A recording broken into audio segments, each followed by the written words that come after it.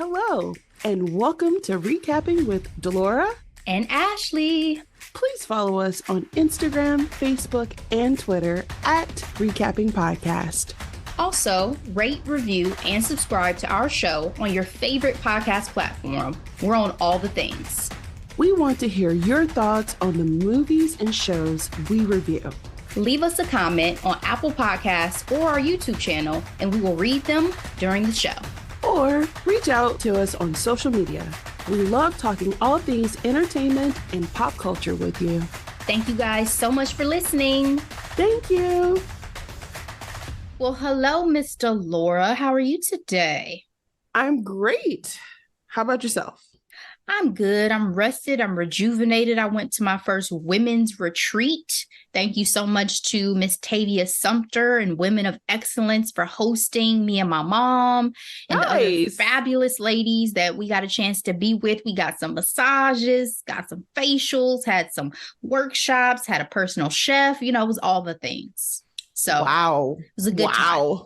Absolutely. So we gotta add that to our itinerary for the future, Delora, for the things that we will be doing. Period. We are going to be in some cabins on some beaches, some luxe hotels. I'm all for it. Telling you that personal chef, though, guys, y'all don't understand. That's the life I need to live. Right. Like that's where I need to be. That's where I belong. How about that? That's the budget. That's the goal budget right there. Yes, that is on Mary Had a Little Lamb. Well, before we started rolling, I was singing Love by Nat King Cole because I feel like that was such a great song that could have kicked off our recap for today. I know they played it at the beginning of one of our faves, The Parent Trap, but yes, this feature, this series that we've teased on our last episode is another Jenny Han vehicle. It is EXO Kitty. We get to follow the baby of the Covey sisters this time on her quest to find true love. EXO Kitty was released on Netflix on May 18th, 10 half-hour episodes, and it has been officially renewed for a second season already, as we discussed. Created by Jenny Han, as I mentioned. Let's get into this cast. We have Anna Cathcart back as Kitty. We have Choi Min-young as Day. This was a recast on Day because I had to go back and watch that the same third young man? movie. It is not the same young man. So they did a recast just like they did with the third to, was it third or second to All the Boys I Loved Before? Because remember the one guy that they recast with? Yes, I know exactly what you're talking about. Yep. So they did a little switcheroo on this as well, in case y'all didn't notice. Gia Kim as Yuri, Anthony Kivan as Q. Q was such a cutie. First of all, Q is a heartbreaker. Goodness gracious, it's face card never declines. Okay, yes. Those lips, sir. Congratulations to your parents or something. I don't know. Such a cutie. Sang Hyun Lee as Minho. Peter Thurnwald as Professor Alex Finnerty, Yoonjin Kim as Principal Lim, Michael K. Lee as Professor Lee, and Reagan Aaliyah as Juliana. Reviews: Rotten Tomatoes, 82% critic score, 58% audience score, but 90% of Google users gave this a thumbs up. Delora, what is your grade for EXO Kitty? All right, Ashley, my grade for EXO Kitty is a B. We love a good high school moment. We love all the, the girliness of the show, finding your first love, having crushes, finding yourself. I love all of that. I also really enjoy that this is like legit American/Korean show, like having to read subtitles, and it really helps engage in the story and them being able to I don't want to say flex their culture, but in some ways, it is very prominent, and I love that about it. A lot of directions to go in when it comes to her love life, so I'm interested to see what our conversations are gonna be in terms of who we're rooting for. And yeah, I'm looking forward to seeing how the story continues. I just realized I have no grade written down for this series, but in my heart, it's somewhere in the B plus genre as well. Because again, this was a hidden gem for me. It was so delightful when I watched it through the first time. It was so light to me in terms of just content and things that I had been watching. And I didn't expect this expansiveness into like Kitty's story because, you know, we had really the focus on Laura Jean and Peter throughout the All the Boys I Loved Before series. We didn't ever really focus that much on even Margot. So Right. to get this deep dive in with Kitty as a series, to your point, instead of just movies, was interesting and gave opportunity for us to get to know her better. And she's so adorable and she's so enthusiastic, and she's just like a lovely main character to like follow at like her age. She's so joyful, and I enjoyed that about her. And then to your point, getting to go into a culture that she's discovering more about through trying to uncover more about her mother, getting to study abroad, all that just made it a very interesting, fun experience as an audience. And I have to say, big shout out to the series that came before this that proved probably that American audiences would still enjoy and gravitate to this content and would read through subtitles, you know, like the Squid Games and all those. Like, right. Yes, we will still enjoy something that is not necessarily American based. Well, just so you know, that has been a part of like industry news in the last few years anyway, playing to the huge Asian market of, you know, South Korea and China. I mean, let's not forget the iconic Parasite was a Korean film, as well as some of the more popular TV and movies we've seen in the last couple of years. They've been really kicking some butt and taking some names. They have been. They have been. And I'm sure Jenny acknowledges all of that fully. Really enjoyed this ride. Kitty does have a lot going on, though, and I'm ready to get into it. So, spoiler alert, guys. Let's get into the good of XO Kitty. It is Kitty's junior year of high school, if you can believe it. She's so grown. And she's applied for a scholarship to her late mom's alma mater, KISS boarding school in Seoul, South Korea. Wants to learn more about her and, big and, cap and, be close to her long distance boyfriend, Day. She's been dating this little boy for like 3-4 years. Long distance. Way too long for someone at her age, personally. Right? I was like, y'all been dating as children for this long. Adorable. And like taking it serious, like being monogamous and everything. In love. So, what did you think of Kitty's presentation and chat with her father about permission to go to this school and go to Seoul, South Korea? Well, obviously it was unrealistic considering she agreed or accepted on the phone without any parental guidance, right? And then for her to make that PowerPoint, I mean, I appreciate her leadership and her authority. You know, her presentation skills were on point. But if we boil it down to its essence, it was her wanting to be with her boyfriend. And as a parent who doesn't have a teenager, but will one day, there is no way on this green earth I would have said yes to that. Right. Because after he was like, did I just agree to let my teenage daughter go have sex with her boyfriend? Essentially. I don't see myself being as strict as my parents were, but what we're not going to do is follow a boy anywhere. That is not. Well, especially without a parent going with her. Like, yes, if we're agreeing to let you go study abroad, then I must be in a career and in a job that allows me the flexibility to go with you. You know what I'm saying? Because I'm not this shipping. Is for a whole year. It's for an entire school year. Yeah. And granted, it is a boarding school. Let me be specific about that. So it's not like she's going somewhere and she's staying off campus. Like, it's a boarding school. She's staying on campus, all those things. But I'm going with my child. You know what I'm saying? Like, I'm not shipping my 16-year-old. Especially after the horror stories Paris Hilton has told. No.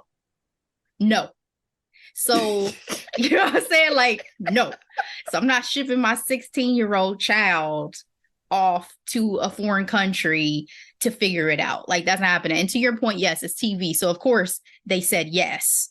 And she somehow was able to forge her father's signature to ever even apply. I don't know how that supposedly worked. How did that work? Yeah. And honestly, I do respect and I acknowledge that she wanted to attend a school where her mother attended, considering she hadn't spent that much time with her, you know? Yes. And so I do respect that, but you would have to be living under a rock to think that her little boo didn't have,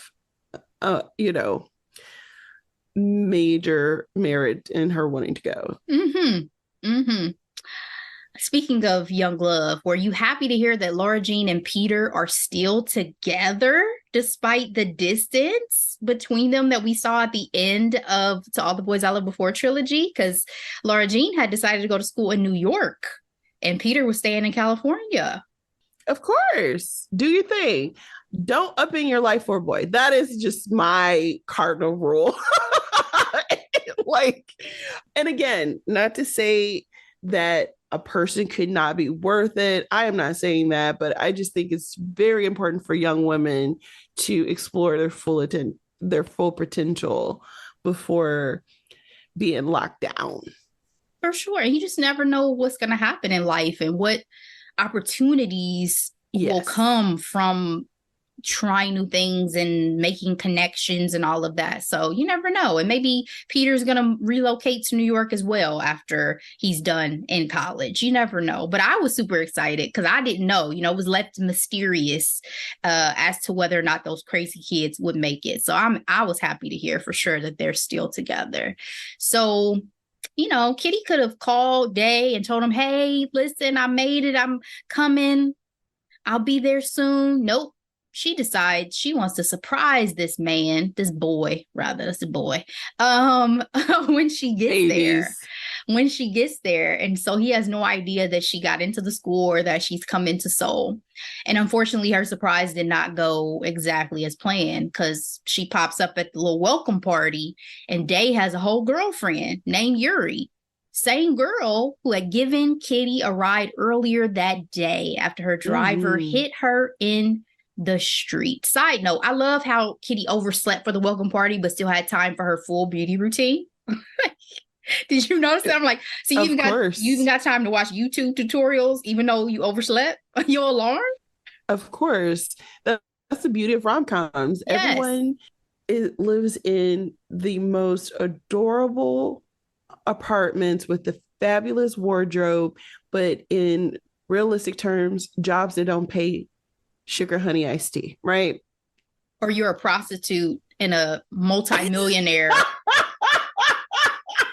falls in love with you. When we talked about the Walk of Fame last week, that's what I thought of. I was like, no wonder Julia Roberts don't want a star. She was on that corner. She was working that corner in her first major role. She probably is like, I have better things to spend my money on. Exactly. She was like, what I'm not going to do is get caught up in this Hollywood fluff. For what? For who? Who are you doing it for after a while? She been living her best life with old Danny. She don't need it. She's Julia Roberts. Right? Still don't know what her kids look like because she is like, I am not about to put them front and center. So this whole Yuri Day situation is a lie. Yuri is wealthy and the daughter of the school principal. She makes a deal with Day to pay for his school tuition so they can have a fake relationship to cover for her real one with her girlfriend, Juliana. Day's father is actually their family chauffeur. Yuri was, in my opinion, like cold-blooded, though, with the way she handled things. What did you think of their arrangement? Well, as you know, I'm a huge fan of fiction and I adore fake dating trope. It is everything I love and more. Granted, usually it's me rooting for the couple. And in this case, I was not, right? Yuri, to me, is a product of her environment. It is cold as ice, right? Like, we do things to make sure we look great in public, and we, behind closed doors, we do whatever we want to our heart's content. But, image is everything. Waspy, so waspy. Woo! Woo! You said that. You said that, not I. But of course, that's also a trope too. It's like ice cold rich family, poor warm family, full of love. For sure. For sure. I think what bothered me too was Day's like deer in the headlights about the whole situation. Like, don't act like you don't have any say in your own situation. Like, I get that you needed the money. I get that this is rough for you from a financial perspective, but you still have some agency over yourself and over the situation. Stop letting that girl drag you around everywhere. Like, that was starting to get on, like, physically dragging him around places. But he was a sweet boy. He was a sweet boy, but you don't have to be that sweet. Be like, hey, get off. I'm gonna tell you one more time, get off me, let me go. But stop touching. He had a lot on the line. He not only had his tuition to consider, he had his dad's employment. He didn't want to piss off, and that's facts. And also his little sister. Like, he was the scene where she had the shoes that were like sole was out and he had to put tape on them. I was like, bro, this is a lot. This is a lot for me to shoulder as the older brother of the family. Yep. So I understood, but at the same time, I did want him in a couple scenes to have a backbone and be like, Yuri, listen, I'm gonna tell you, put your hands on me one more time. Like, in another twist, Kitty is mistakenly assigned to the guys' dorm and is roomies with Day and his friends Minnow and Q. Do you think you would have stayed in a guy's dorm if you had been misassigned? Do you think you would have just rolled with it? Well, in Katie's case, her other option was absolutely important. So, yeah, I would have stayed with the guys. It's not even to that point yet. It's just kind of like, what we gonna do? Are we gonna live with this situation? Or are we gonna, because she's not the one who tells the truth. Minnow is the one who snitches on her. Yeah, I know.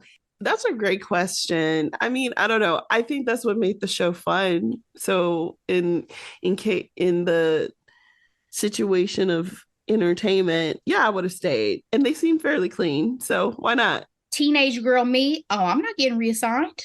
Like, I will absolutely stay with y'all. That's gonna be fun. They are all cuties. Cuties now. I will absolutely stay with y'all. No problem. But I would have had it set up the way they did. Like, Q stays with me. Yes. And yes. Still gotta have some decorum. A little bit. Day gets dragged in even deeper with Yuri and her fam when they offer him an internship and use him as a PR stunt at a press conference following poor behavior by her father towards his employees that was caught on camera. My thought with this, though, and the way this was pitched was, wouldn't this have been seen more as favoritism than philanthropy? Because, like, you're giving us an internship to your chauffeur's son. Yeah, I agree with your statement, but at the same time, I mean, because we didn't know how much he was getting paid and what the responsibilities were. I don't know. It was so much of a PR stunt that it was like, whatever, just get in front of it and here's our poster boy, so to speak, I guess it could be seen as like, well, look how well I treat my employees and I'm willing to give an employee's child an opportunity, that sort of thing. But I was just like, I mean, it's not like he's going out into the community and finding someone additionally in need. Like, that was just my thoughts when I watched it. Low-hanging fruit. Yeah. Exactly. But also about this whole NDA situation. I don't know the laws of South Korea, but how do you enforce an NDA signed by a minor? You know what I'm saying? Like, he's a child. Actually, you're thinking way too hard. Probably. Teenage high school drama. So I was like, Day, you 16 years old. They cannot legally enforce that. You would have to have parent or guardian of that minor also sign that document. Again, I'm not familiar with South Korean law, but they just changed their birth dates recently. They're now on the international system of aging because they used to call, birth year one. I had no idea. Yeah. What a fascinating tidbit. Thank you for that. You're welcome. Kitty was high-key being bullied in the first days of school. Other students dubbed her the Portland Stalker. Was she a stalker? People are miserable. Okay. We know her intentions. We know her heart. We knew her heart. However, it is a lot. It is a lot to not even tell him and just show up like, hey, we're going to be in the same school for a whole year together. But yeah, people are doing too much. And she was the American. It was just, again, low hanging fruit, I feel like. It was such a stark contrast too between the Kitty that we knew from the movies. Because remember, Kitty in school was like super popular. Remember that one scene with Laura Jean where she was like, yes. Laura Jean, I'm here because I love you and I want to like be here for you. I had to turn down offers to hang out tonight. So like Kitty in America is popular. She be doing her thing. And then on the academic side as well, this was hard because Kitty was smart, she said, in America, but in South Korea, struggling. I actually love this conversation because, you know, we do have an American exceptionalism attitude. And whenever someone wants to have a real conversation, it's like, you're bashing America. It's like, we are one of the youngest countries, you know, the youngest out of like the big ones. We could probably learn a few thing or two, i.e. maternity leave, i.e. as you mentioned, education. Like there's more, you know, based off how we learn about the world, you would think America was in the middle of the world. We bought into our own hype. We have. Because even Kitty was like, oh my gosh, you want me to be a tutor? No, you need tutoring. She was shocked. What I always say, everywhere else in the world, people know more than one language. Mm-hmm. Mm-hmm. Mm-hmm. And we go out expecting people to speak English. I can speak Spanish un poco, you know. It's a damn shame. I took Spanish in high school and in college, and I'm not fluent. That's a damn shame. I'll get it together eventually. But yes, it was good that they highlighted it though, because it's probably so valid. So after discovering a hospital bracelet in her mother's things, Kitty is convinced that her mom had a secret child. She breaks into the records room at the local hospital to find out more. I was so worried about this girl. I was like, girl, you are about to get arrested and you are not a citizen of this country. You cannot just go breaking in places. You really can't. And actually, it's quite terrifying when people be breaking the rules, even for minor crimes. And this isn't far from minor. They will put you in a labor camp. They will cut off your hands. They will do all sorts of things to you in other countries. Now, again, this is lighthearted. This is fluff. But y'all don't be breaking in places when y'all go in other countries, please. Her mom was listed as giving birth to a baby boy in 1993 that was adopted to parents in Australia. And she has a hunch it's her young tenderoni Professor Finnerty. So cute. Why is everybody cute in this show, though? Like, because it's everybody. Because it's TV. But when he starts speaking that Australian accent, I was like, oh, God. Right? I'm not even an accent person, but it hit me. Right? And he looks like he could be a student, too, which doesn't help. Yes. Let's go back to this dorm situation for a second. So they did end up switching Kitty to move into the girls' dorms, but her roommate was a slob kebab who gained constantly. Nice. I mean, them's the facts. And I was thinking when I saw her game, I was like, when did she even go to class? Like, it seems like it seemed like she was so focused. Like, she didn't even have time to clean the room, eat, nothing. I mean, their room was disgusting when Kitty walked in there. And Kitty couldn't even sleep.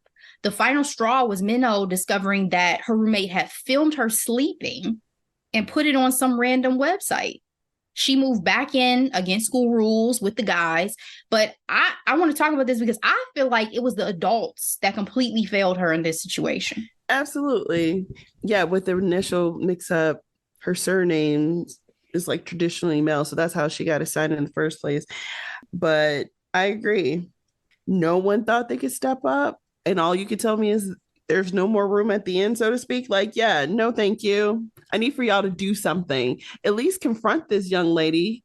That's it right there. Like, nobody wanted to come check on. If a student is saying she can't sleep, she can't study, she can't function, y'all are not going to go check in on the living situation, make that girl clean up the room, make sure the room is livable, because I imagine they would have bugs and like, Yeah, it was disgusting. yes. And so in this case, it's like, forget the rules, kitty.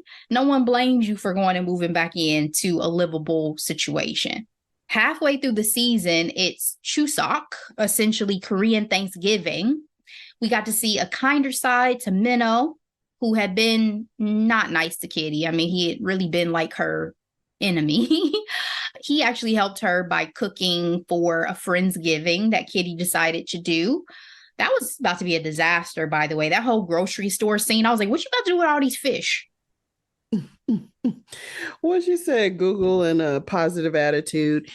So, two things to that, Ashley. One, I love Minnow from the beginning because when he gave his little sinky attitude, speaking of favorite tropes I adore enemies to lovers. And I'm like, why is he always checking up on her? Why would he even take the time? You know, like, how did you find this stream? Like, you know, exactly. And he never answered, because when Dave was like, how'd you find this?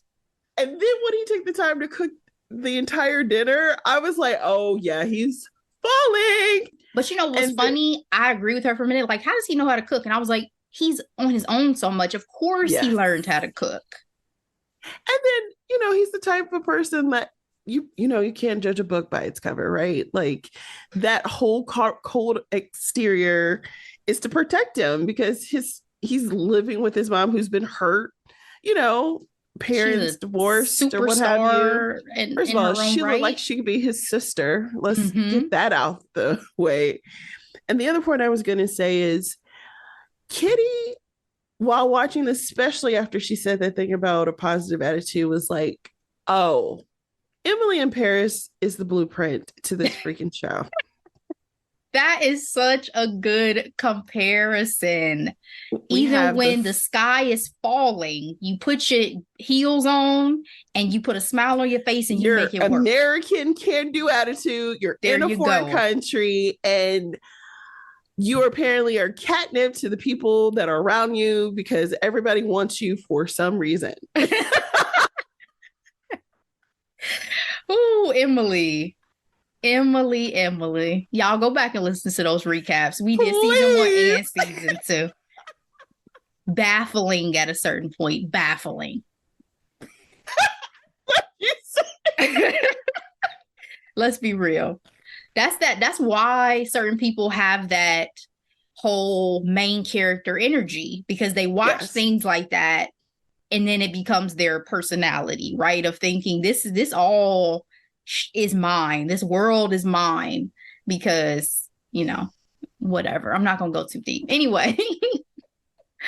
So Minho got super humbled in this episode too, which was so funny to me because Kitty's mashed potatoes ran through this man. Little does she know that a lot of Asians are lactose intolerant because they just don't have a lot of dairy in their diet, right? So she had all types of lactose. Produced and force fed, so yes. Yeah, she had all types of lactose in these mashed potatoes, and that poor boy shit on himself in a bush. Oh, I feel so sorry for him.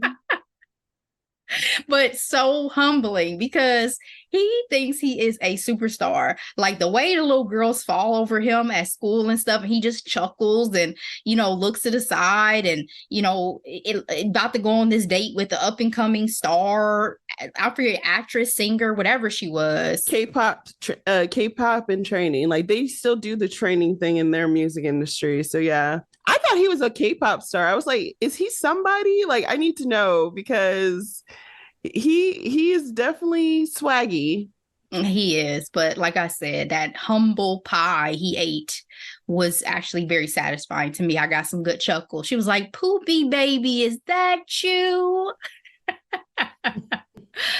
Kitty also revealed her suspicions to Professor Finnerty about thinking, you're my brother, think my mother is your mother.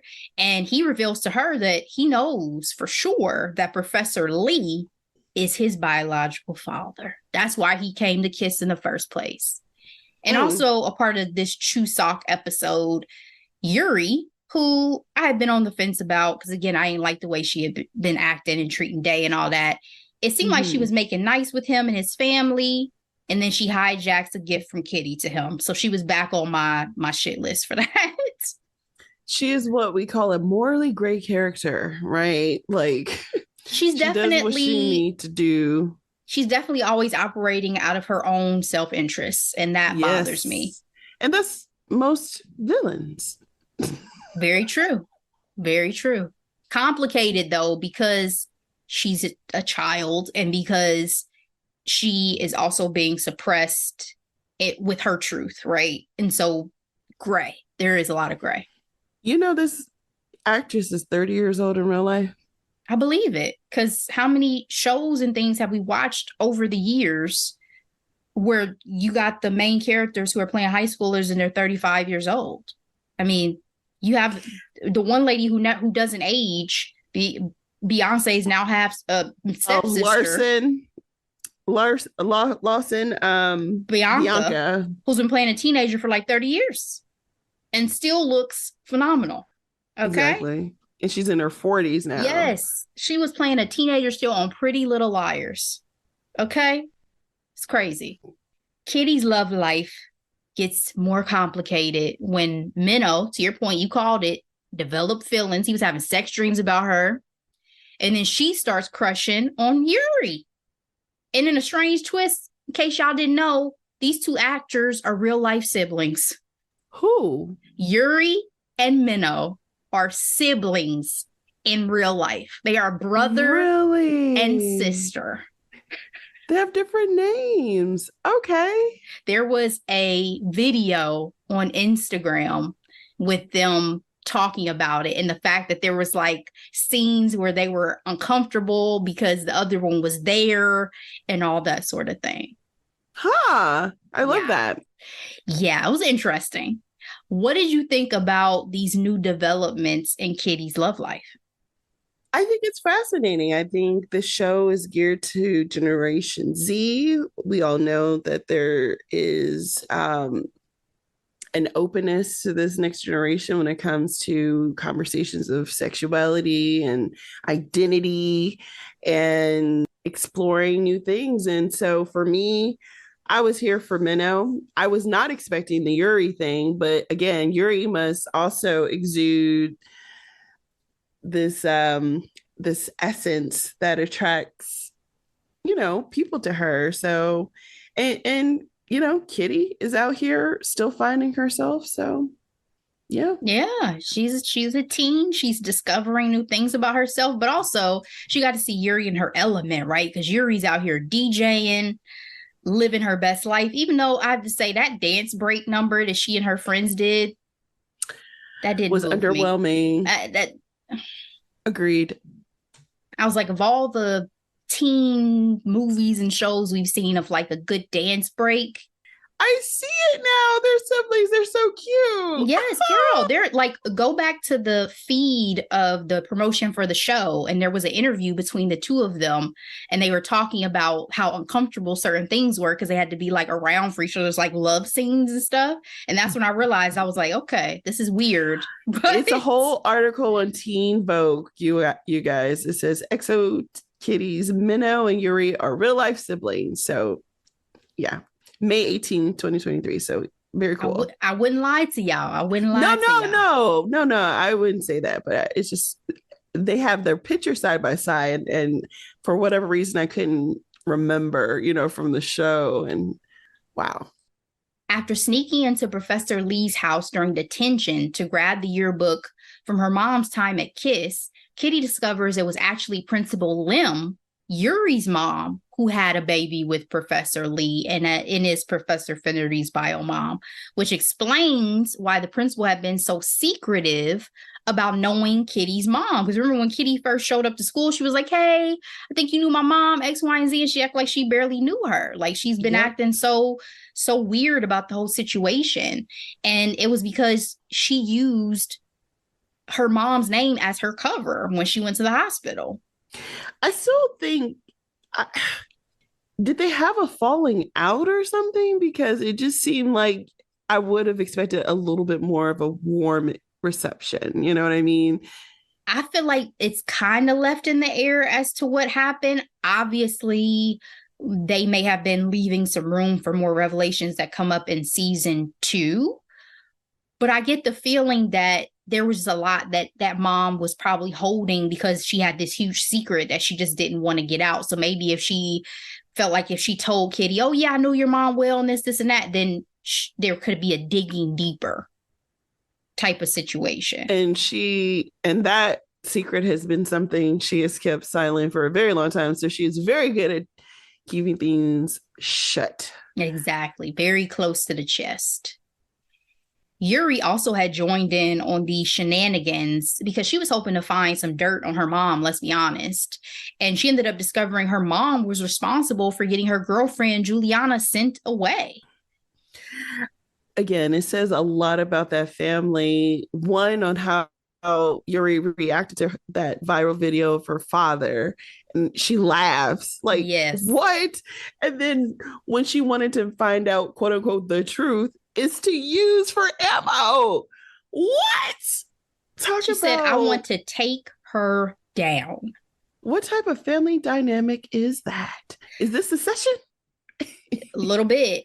I think when you have the type of relationship it seems like she has with her parents where, I mean, I think her mom at least was trying, whereas her dad was just a monster, in my opinion, and only cared about himself and only cared about the like family image. I think the mom, the way she went about it was like, it's always a give and take. Like, in order to get my love, you have to give this and all of that. So I feel like it became a very transactional relationship and I think, you know, Yuri resented that. Like, oh, I'm going to take your credit card and you need to do X, Y, and Z. Oh, you know, she knew it wasn't going to be acceptable for her to be gay because it wasn't good for the family. And so now I have to fake and pretend like I have this other boy that I like. And then y'all use him. Remember, it's the mom's idea to use Dave for the PR stunt. All the pun work. Yeah. So yeah, I think it became, that was complicated family dynamics for sure. Yuri also ends her fake relationship with Day, freeing him to finally be with Kitty. But listen, Kitty has been so focused during the whole season on her love life, on being a little matchmaker still, on uncovering her mom's past. She completely neglected her studies, Laura. She's about to fail out of this school. She was already behind. Behind. How many times do people say you need to be studying? How many times? Don't you have hit them books? You know, as much as Kitty is endearing, she was kind of annoying at times throughout this season. And it's like, you are in everybody's business but yours, sis. Like, sit down somewhere. And the business you're focused on is not the one that's going to keep you here. You're focused on your relationship with Day. You're focused now on this little crush on Yuri. You're focused on your mom. You know, this is school. Your professor's paternal relationship. This is school, ma'am. Everybody else is taking time out to go do what they need to do. You falling asleep in class, that wasn't your fault. But at this point, you fell in all your classes, all of your classes. The gang helps her study for finals, including an extra credit dance with Yuri that went completely left. Now, let me say something about this whole dance number and big confrontation. Yuri had some nerve How you gonna get upset that Kitty did not tell you about your brother and you have been lying to her the entire season and kept her boyfriend away from her? Since day one. Listen. There's been several pot calling the kettle black moments throughout the season, but this one to me was just like, really, sis? Like, you, it's the audacity for me. But again, Yuri is very self-centered in all things. And so, and also it's like, can we finish this dance, please? Because I need all the points I can get so I can pass. I'm trying to stay in school. I'm just trying to stay in school. As we're wrapping this season, though, Delora, truths, as they usually do, get revealed, right? Principal Lim breaks the news about her son to the fam. Yuri comes out to her mom. And Kitty tells Day that she actually has feelings for Yuri. Any of these revelations, hit harder than any of the others to you in terms of, not thinking that someone was necessarily going to act on something or tell the truth or any of that? Or did you feel like all of this had come to a head by the time we're reaching the end of the season? I feel like everything was coming to the head, especially with the interaction between Kitty and Day, right? I think whether it's Yuri, whether it's Minnow, whether, it's her being by herself, I don't think her relationship with Day was going to last. And sometimes, hey, we are with people for a season or a lifetime. You never know, right? What did Minnow say? A reason, a season, or a lifetime? Is that what his little thing was after he... Yep.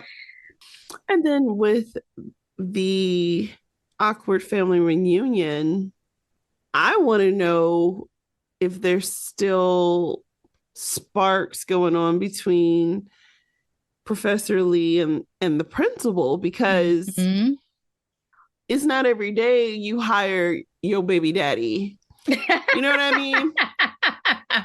Yeah. And again, the shell, the mask that Principal Lim was able to have on her face most of the time to kind of cover that, I think there's definitely still some sparks. And leave your husband, ma'am, please, in season 2. Leave your husband.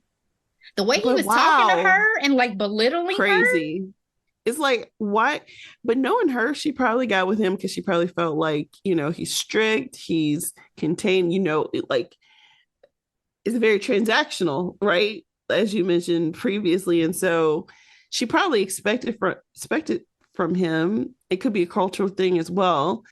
I almost wonder if she felt like she deserved someone like him because he was the complete opposite of the young man that Professor Lee apparently was, one who was a quote, creator and aspiring artist.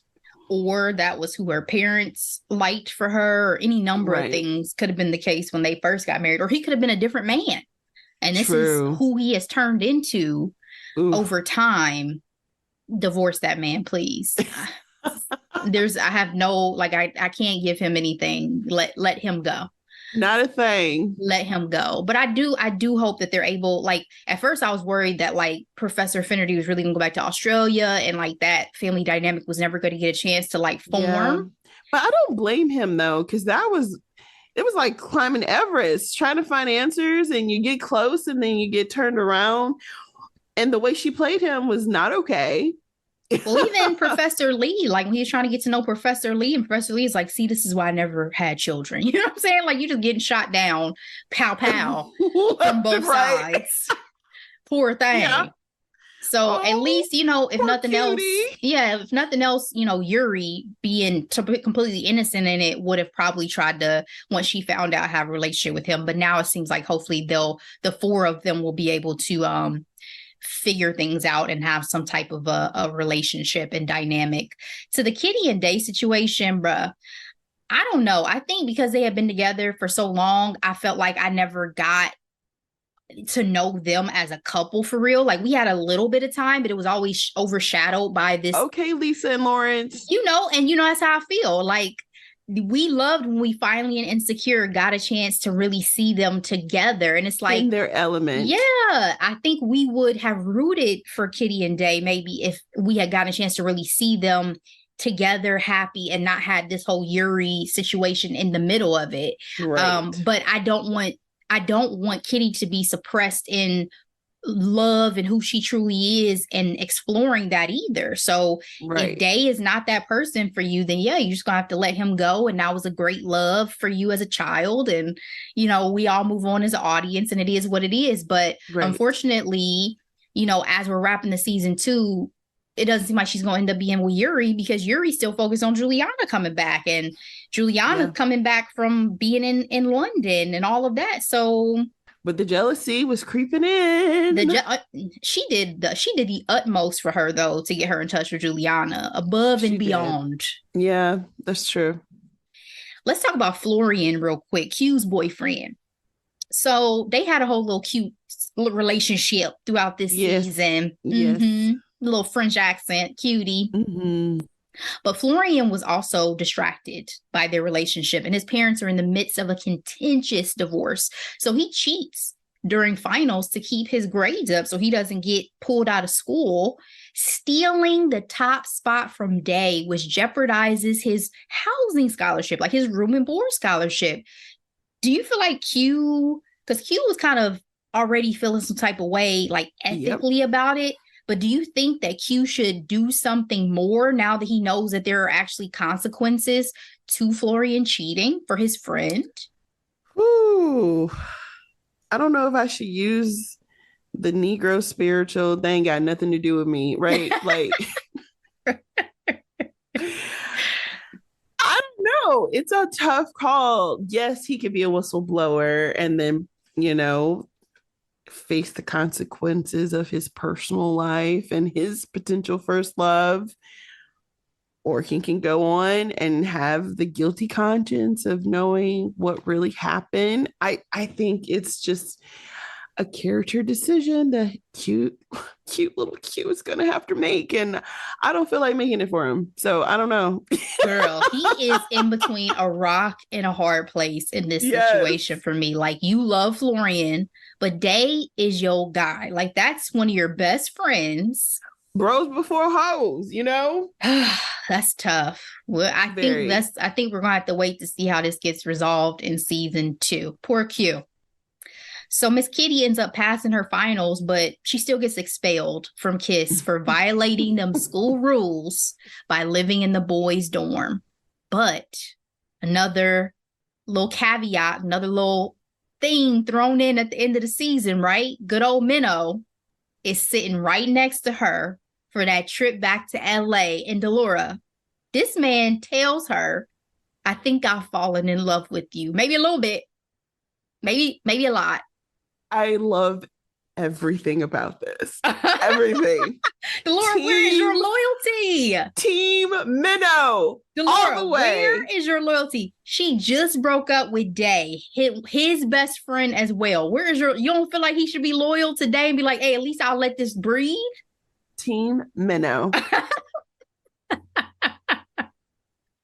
And it means to lovers, baby. They are the best kind.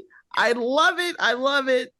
I just think it's funny too, because he was the main one saying, I mean, y'all was just little pen pals. You know what I'm saying? Like, this wasn't even never a real relationship over here. I feel like that's gonna be what he says when they get back from their little break and they're hand in hand, and he has probably taken his relationship with Kitty to the next level. It's gonna be like, y'all was just pen pals anyway. For him to be, again, the snarky one in the group, his morals are pretty clear. And I feel like he's like, you lied for her for a semester, so they ain't got nothing to do with me. It's all fair game. To do with me. You made me fall in love with her because you had her living with me. Okay, that's what happened. You put her in the dorm with me. What you expect was gonna happen? No, that's gonna be an interesting conversation though for season 2, because I don't think Day's just gonna be like, oh, okay, that's cool. You know what I'm saying? She has 3 potential love interests in this group. Girl. Like, giving major Emily in Paris vibes also. Has there ever been a show that had so many people on somebody's tail like this? Probably. I can't think of one at this very moment. But what's going to kill me too is, in season 2, they're going to have to insert probably yet another one. Because then this probably going to end up coming down to like her and Minnow. So then you got to throw another wrench back in it. So then there's going to be some other new cute boy that's at the school, or cute girl in her case. For Never Have I Ever. So yes. And in the season 4, he is such a cutie too. I hate that he's from Love Victor. I sure and Q is from Love Victor I too. sure do. But he is my flavor. Let me just say gorgeous. That. Gorgeous. I mean, these gorgeous young Gen Z is gonna be all right. They're gonna be all right. And on the little press run, he had like a full year, and I was like, "Thank you," because now you look like a grown man, and I can lust after you for real now. With a clean conscience. If I saw you in the street, we here, baby. We here. I love it. So my last question for you before I get your final thoughts on XO Kitty is, were you disappointed that we didn't have any cameos from Laura Jean, Margot, or Peter in this series? Not even a FaceTime. Yes, very disappointed. I thought it, before I saw the series, Noah showed up to the premiere. And so I watched the whole series, and not near one showed up. Obviously, a name drop here and there. But I did think it was sweet and endearing that Noah showed up to support the young actress in real life. And I was thinking like, oh, should Lana have been there? But then in some ways, I think it was great because this is, this young actress time to shine. And we don't, want any of the spotlight to go away from her. So I think with that, I think it was okay that she didn't show up. I definitely feel like she could have had a FaceTime with Noah, with Peter in the show, as like getting advice or something to show like the continued development of their relationship, because they had always been so close. So I feel like that would have been cute. I mean, Noah has been on Netflix's payroll for a while. But they are in an international environment. Come on, y'all. Give me just a cameo. Because again, I know we're still set in this world, but I would have loved just kind of that additional like connection. That would have been fun. So we'll see. Maybe in season 2, we'll get some additional cameos. So Delora, give me any final thoughts you have on XO Kitty. And again, any thoughts you have, what you're hoping to see in season 2 beyond you being Team Minnow. Team Minnow. Team Minnow. Team Minnow. Thank you.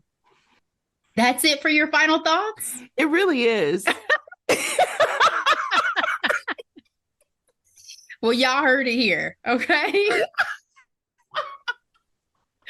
I look forward to the continued relationship with Q, even though his, story is definitely beefing up. Maybe he'll have another love interest come swooping by, and so him breaking up with Florian won't be so bad. In terms of Day, it's going to be really interesting to see what's going to go on with him, because he's hit twice as hard. He's no longer in the number 1 spot. He no longer has his girl. So hopefully in the next season, he finds some joy. Yeah, he had a tough season, didn't he? He had a tough one. Yes, he did. Very interested to see the family dynamics. I think something's going to go on between old flames, i.e. second chance love between the principal and the professor. And I want the Australian Bay to have a girlfriend. I love to see that for him. So, yeah.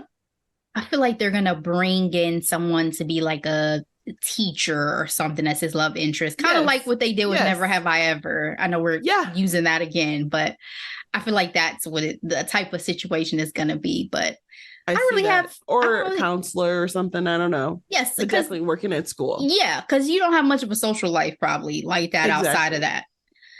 But yeah, I don't think I really have much to add. I do hope again that the family between like Principal Lim and Yuri and Alex and all that, like I hope they're able to like have some resolution and like move forward and be able to get to know each other and all that. And I know you're Team Minnow. I like Minnow a lot, but I think that there's going to be some exploration with Kitty with her sexuality that is going to be had more. Absolutely. In season 2. I don't think it's going to be with Yuri. I think Yuri is over here at the moment with Juliana, but I think there's going to be some other things that have to go on, because you can't just be like, oh, she liked one girl and then it's dead. Like, I just don't think that's going to be the case.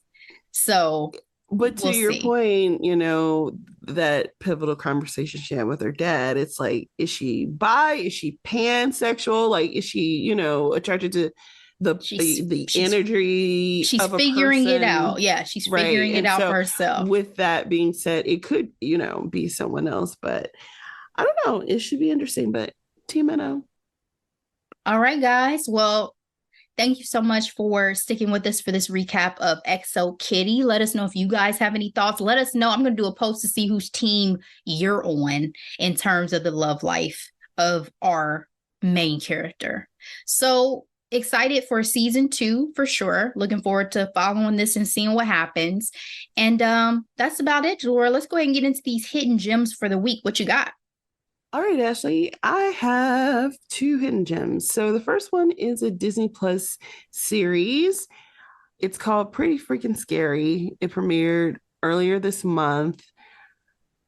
Again, children television. It's giving That's So Raven just a little bit in terms of a lead young woman of color who has something crazy supernatural happen to her. And she's in, I think she's in high school, maybe like a freshman or so. And her gang of friends are always figuring out ways to get out of and into trouble.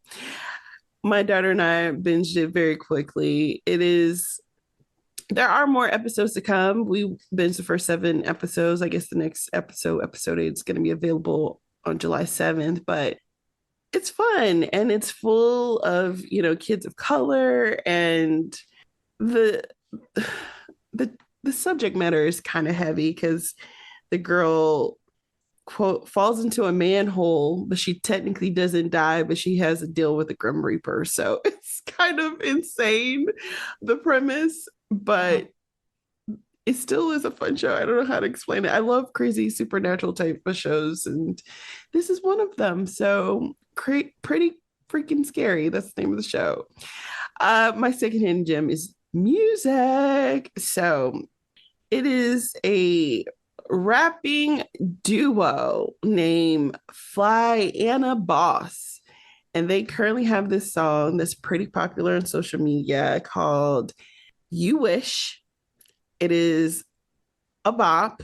They are young women who are very clever with their raps. One of my favorite freaking lines of this song is, I'm made of sugar, spice, caliculon, and cinnamon. I'm like, if that's not Black girl magic, I don't know what is. Talking about me and my besties are the same like a synonym.